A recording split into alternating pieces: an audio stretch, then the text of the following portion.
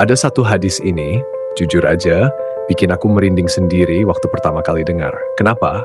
Karena Rasulullah Shallallahu Alaihi Wasallam sudah kasih gambaran tentang satu tempat yang kalau kita pikir-pikir sekarang, kok kayaknya relate banget sama Greenland. Dan bukan cuma soal tempatnya, tapi juga soal perang besar yang katanya bakal terjadi di sana. Kalau kita buka peta dunia, Greenland itu letaknya di kutub utara.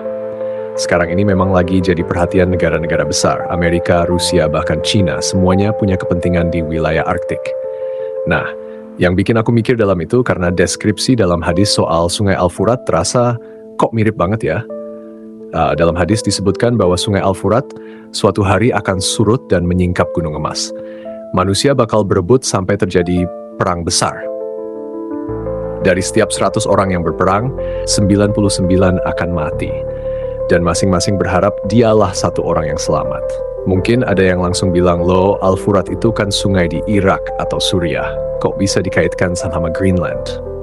Disinilah mulai menarik. Pertama, soal kata Al-Furat sendiri. Dalam bahasa Arab, kata itu memang sering dipahami sebagai sungai Eufrat di Timur Tengah. Tapi secara bahasa, Al-Furat juga bisa bermakna air yang sangat tawar atau hamparan air luas yang seolah tidak bertepi. Nah, kalau kita lihat Greenland, wilayah itu dikelilingi lautan es yang luas banget dan menyimpan cadangan air tawar terbesar di dunia dalam bentuk es. Dari sisi makna bahasa, ada yang merasa tafsirnya bisa lebih luas. Kedua, soal gunung emas. Apakah harus benar-benar emas batangan? Belum tentu. Bisa jadi itu simbol sumber daya alam yang nilainya luar biasa. Greenland sekarang ini esnya makin mencair karena perubahan iklim. Dan di bawah lapisan es yang tebal itu, para peneliti menemukan potensi besar. Mineral langka untuk industri elektronik, uranium, bahkan cadangan minyak dan gas. Kalau memang benar ada gunung emas dalam arti literal, secara ekonomi nilai emas itu justru bisa anjlok karena terlalu banyak. Tapi kalau ditafsirkan sebagai simbol kekayaan alam strategis, itu justru masuk akal dalam konteks geopolitik modern. Ketiga, soal perang besar. Rasulullah Shallallahu Alaihi Wasallam menggambarkan tingkat kematian yang sangat tinggi.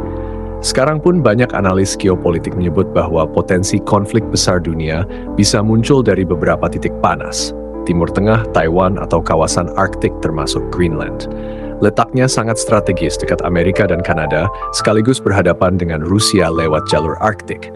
Tapi yang paling penting bukan soal lokasi atau politiknya.